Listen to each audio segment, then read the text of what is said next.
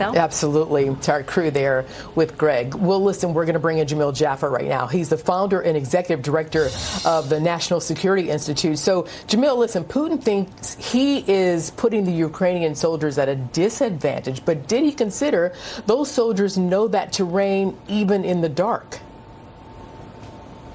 That's exactly right, Arthel. They know their land very well, but they also know that the Russian soldiers themselves, a lot of them are conscripts now. They're suffering from lack of warm winter, cold weather gear. They're lacking hot food and the like, and so they're inclined to take the offensive and get even more aggressive this winter, coming after those Russian troops who they think have low morale already.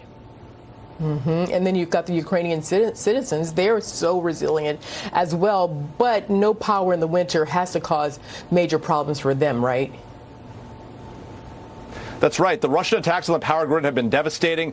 The Ukrainians are suffering from significant power outages across the country. This is likely to continue through the winter. They have been setting up thousands of shelters where Ukrainian citizens can come and get food, get warm power, get heat, and the like. But it's not going to be enough. It's going to be tough. The Ukrainians are going to have to suffer through this winter. But it's consistent with the Russian approach to this entire conflict, which is not just to fight the Ukrainian forces, but to go after the Ukrainian civilians, to go after their schools, their apartment buildings, their hospitals.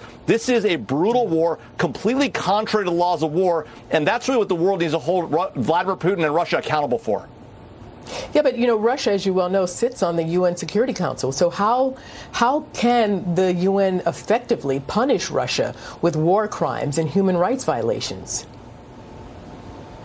That's exactly right. Holding a veto, as they do as a permanent member of the UN Security Council, makes it very hard for the UN itself to act against Russia. At the same time, we and our allies have been pretty tough on them with sanctions. The challenge is the Europeans need Russian oil. They need to keep oil prices low, and particularly as the winter approaches, they need that gas and the like. They've done a great job thus far, but we're seeing right now even the negotiations inside of the European Union with the United States about oil prices, they're not talking about cutting Russian oil off completely. They're simply talking about capping the prices. The Russians are still making money selling oil to the very people, us, that are supplying weapons to the Ukrainians. It doesn't make a whole lot of sense, Arthel.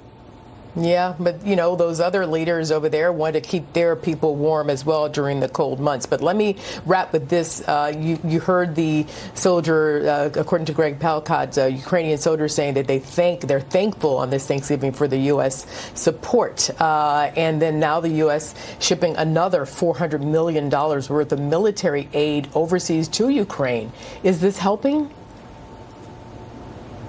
Well, I think it's really helping. We're certainly helping the Ukrainians get more aggressive against the Russians, and they're succeeding in large part because of the supplies we're providing. That being said, we've been reticent to provide them all the things they need to defend themselves and all the things they need to win this war because we're afraid we're going to push Vladimir Putin and Russia too far. The fact of the matter is, Arthel, if we're going to be in this fight on the side of the Ukrainians, we got to give them enough to deliver a crushing blow and boot the Russians out of not just eastern Ukraine, but Crimea as well.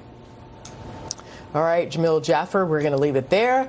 And I do want to tell you, happy Thanksgiving. Thank you for joining us here on this holiday Thursday. And I'll see you again soon, I'm sure, Jamil Jaffer. Same to you, Arthel. Take care. Molly.